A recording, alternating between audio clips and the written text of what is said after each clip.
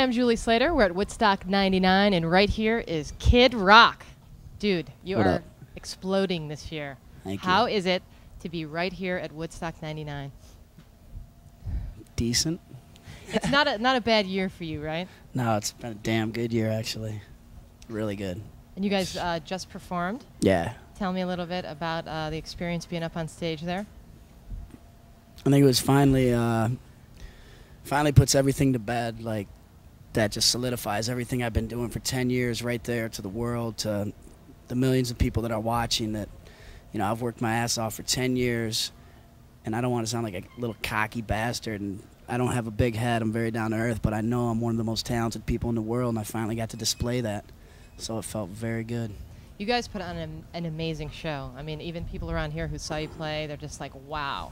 How is it, like, you're also bringing Detroit. You're from Detroit. From Detroit. Outside Detroit, Romeo, Michigan.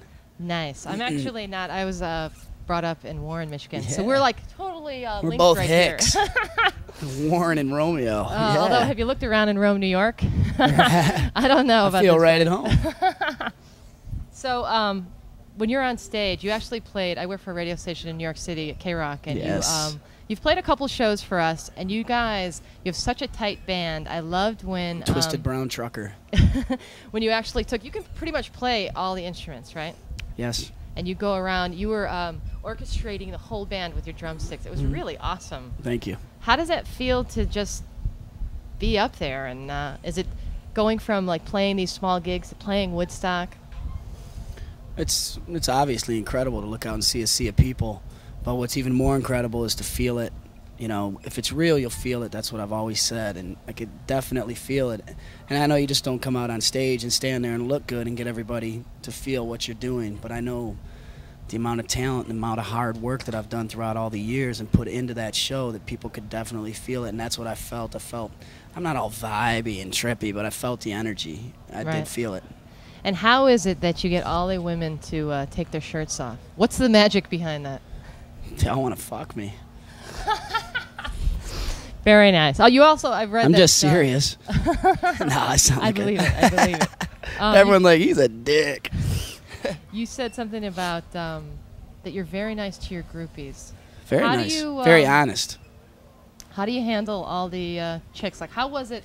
What's the difference with your life like 5-10 years ago to now? I like to model it after record sales.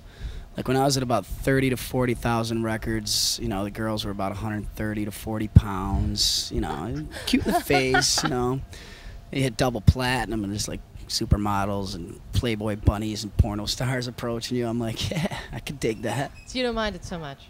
I love it. Anybody that says they don't is a lying sack of shit. No, I don't like hot girls. Would you say that's one I'm of in the it for the reasons music. why Everybody's you got in it into for the music? What's that? Would you say that's one of the reasons why you? No, it boils down to this. Everybody got into it? is a musician because they love music. That's a given. You know what I mean? I think anything somebody does in life that they love, especially something that's not the norm, which, you know, like trying to become a star, music, acting, anything, they do it for the love of it, no doubt. So that's a given. Then it's why, what else do you really like about it? Like girls and money, yeah.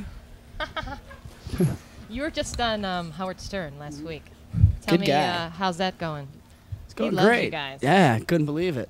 I'm like, this guy's going to come in, start like, you know, I'm like, I was all ready to fire back at him. Right. Comes in, he's like, I love you guys.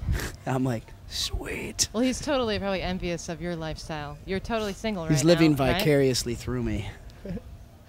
And you also have, you're a single father. Yeah, I have custody of my son, Junior. And Hello. where is he? Is he out there right now? Hopefully watching. He's with Grandma. My sister, who does all my accounting and bookkeeping, and is also my nanny, is with me today. So he's with Grandma, and he's attending camp all week. Wow. Which he's having a ball at. And you Rock get on. to see him a lot when you're on tour? I try not to bring him out on the road to like, oh, I love you too. To the shows, it gets kind of crazy, but what I try to do is like if we play Orlando, I make the booking agency give me like 3 days off so we can spend some time at Disney World and do fun things like that, because I feel it's more about the quality of the time you spend rather than the quantity. Right. You know, so I try to make, you know, I can't be there all the time now. In the last year, it's gotten really hard, and that's the hardest thing about touring. But it's also the biggest thing that keeps my head level. You know, on the road, it's like, hey, Right. let's party. And at home, you know, it's a little more calm. Up at 8:30, cooking pancakes and stuff. PTA meetings. Do you actually attend the PTA meeting? Not the PTAs, but I'd like to see the that on parent-teacher film. conferences. Yeah, I'm not a member of the PTA, but I am involved. Yes. That must be Go to the pretty funny. classroom, help out. You know, make turkeys out of paper bags at like Thanksgiving. Like, Bob, do you mind cutting out the antlers over here for, you know, Christmas for the reindeer bags and stuff? Do you think you're influencing him at all, like as far as absolutely. a career? He's a role What model. would you want him to do what you're doing? Want him to do whatever he wants. Cool. Give him all the tools to work with, or whatever he does. That's great with me. And what about Woodstock? Have you walked around at all? When did you guys get here? We You got and here your this band. morning, rode the motorcycle around for a little while, and then, you know, somebody with a badge put an end to that. Hey, that's dangerous. You guys can't be driving around drinking beers. So I haven't really got to see a lot yet, but I'm going to do press for a couple hours, and then I'm going to get out You there. definitely have to check it out. I wonder how it would be for you to walk around. Do you have to like disguise yourself, or do you love that people I love the check you people. out and come out and see you? I love it. I love it. I try to be very down to earth with everybody. On stage, I try to be the biggest superstar there ever was, and off the stage, I try to just be cool, hang out, say hi to people. And it's a tough balance sometimes, but you got to make the effort. You got to. And what about Joe C? You have a rapper that goes on stage with you. How did you guys get hooked up? He used to come to all my shows. He'd be standing on tables in the front row singing the lyrics. I'd be after the show. I'd be like, wow, that's really messed up. Like, somebody brought a little kid to my show.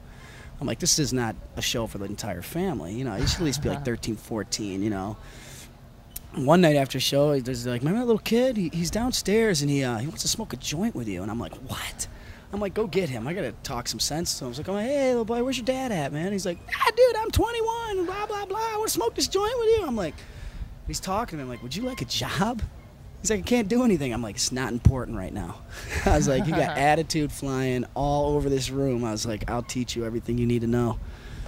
Wow, and you guys are big partiers. Who do you think, does he take you up or what? Like, who's the No. biggest? I've seen you guys, I've heard you guys. Keith Richards ain't even got nothing on me. Your CD, Devil Without a Cause. What about, like, how long did that come together? It's kind of messed up. We started recording it in Detroit, and I put a hot tub in the studio, a couple video games, dart machine, a bed. So we pretty much screwed off the first 6 weeks and did nothing but like lay tracks with music. And then the record company came in, sent the troops up to Detroit. They're like, look, you got a week to finish this record or it's not coming out till next year. So I basically kicked everybody out of the studio. I engineer, produce everything, so I kicked everybody Do out. you play all the instruments and stuff on the record? Sometimes. The band helps. Yeah. So I basically just put it together in a week. Put the Jim Beam away, kept the strippers out of the studio, and like finished the record. You're also pretty good friends with Fred Durst from Limp Bizkit. Yeah. Are you going to check them out later tonight? Oh, for sure. Any I'm chance gonna run that you out there and might? pull his pants down. You think you might just jump on stage? What's that? You might jump on stage with them? Oh, I'm sure I will. I'll be so drunk by that point. I'll probably be rolling around the stage naked or something. Well, thank you so much, Kid Rock, for Thank stopping you. by. We're at Woodstock 99. I'm Julie Slater. And thank you to everybody watching, too. Hi, are we ready in 5? Great. Can we kill the fan? Just kidding. That's a joke. Kennedy here with Kid Rock. Got a really dumb joke that Very- Ron from Run DMC told me the other Okay, night. yeah, go ahead. Say I'm a huge fan. Oh, Kid Rock, I'm a huge fan. Nice to meet you. I'm an air conditioner. I thought you were going to say something like, yeah, what do you weigh now, about 225? So how's it going out there? Good. When, I don't know if you caught any of the 1994 Woodstock coverage. I think I did. When you were watching that, did I you... seen you pissing people off, waking them up and shit. Yeah, you know what? They need it, though. Everybody needs a wake-up call. And that year, I was the wake-up call. Thank God I wasn't sleeping on the No, ground. now we don't even know where the campground is. This place Right. is so huge, this Right. Air Force base. But when you watched that coverage, did you think to yourself, all right, I've been working hard for 5 years. I've been recording, I've been in clubs, and if this big, fine musical production ever comes around again, I'm going to be there. I don't know if I actually thought that, but I knew when I finally got my chance to put my stuff out there and spread the cancer to the masses that it was definitely going to take over and it was going to be raw talent exposed, and people can't deny raw talent. Yeah, absolutely. There's a lot not. of gimmicks. There's a lot of things that come up. There's a lot of popular songs, popular types of music forms, but raw talent will never be denied. What about when people knock you down? People knocking you down. How do you keep coming back? I love it. I think everything's all about proving yourself. Yeah. every time you do something, you got to scale a wall. You got to prove yourself. I've proven myself for 10 years. Smaller levels, bigger levels. You know, I've just kept doing it. From the Midwest, from the Motor City. From a little hick. That work ethic. People don't realize. You've never been there. Bands are lazy. I'll tell you what, musicians are some of the laziest fools you will ever meet. Yeah. You know, they get a big record deal, record doesn't work, they all quit. Yeah. Hard-working people out here. They're George Clinton, Willie Nelson. Yeah, Are you going to get to meet exactly. some of those I hope people? so. I know George. I know the P-Funk guys with the Detroit connection. Oh, yes, absolutely. And Willie, you know, is one of my heroes. Him, George Jones, Johnny Cash, Hank Williams, that whole, you know, that's like the founding fathers to me. Have you seen anybody here so far that surprised you? No, I'm waiting to see my mom show up and, like, slap me in my head. Now, I just have one question for you. People know you're a whiskey drinker. You like malt liquor. When did you switch to Coors Light and Bud Light? I don't. I'm just not picky. You got something with liquor in it, man. You tell me there's liquor in that candle, I'll suck it down. Did you hear about the casino out there in Verona, New York? What casino? It's a special casino. Liquor in the front, poker in the rear. Oh, yeah. No, really. That's what I do every night. I realize that you are the bull god, but I own a bulldog. Really? Yeah. Let's see him. Yeah. What does he, like, have trouble, like, in the house? You got to put, like, a safety jacket on him or something? He's boating, so. He's, like, on all the female bulldogs, so you got to keep him restrained, or was that a chastity belt? It is a chastity belt. Yes, it's actually a woman. No, we don't want her to float away. So what's next for you? Did you have a premonition that Devil Without a Cause would be as big as it is? Did Absolutely. you know I'm screaming hit the on 1 the title million mark? Yeah, I scream on the title track. I'm going platinum. Yeah. That's like the whole hook, and the record company's like, you can't say that. No, you're not just talking about your jewelry. You knew. Right. Yeah. So what's like, there's no way. I knew. You realized this fame was going to come. What's next? Hard work. This is where the work starts. Everything I've done for 10 years, I just put that behind me, and now on the road right now, I think I'm scaring a lot of people to do what I do because I work so hard. Well, you don't do what I do. No, I don't do what you do. You know why? You hold the mic, you don't rock it. Exactly. I rock the mic at the karaoke joint. You go to Houston, I bang it. Well, I used to watch the show Matt Houston, and I really liked that. That was from the early 80s. We have a studio on one of our tour buses, so... You know, I party on certain days. Other days, I'm straight in there working. Yeah. Rather than throwing skee-lo or shooting dice up in front or screwing around every day, I'm back there working. I know how to play skee-lo. I do. You do? I know the scoring. All right, Kid Rock, congratulations. Big show for you. You made them through everything on stage, including their passion for you. So nice work. Thank you, Kennedy. And God bless America.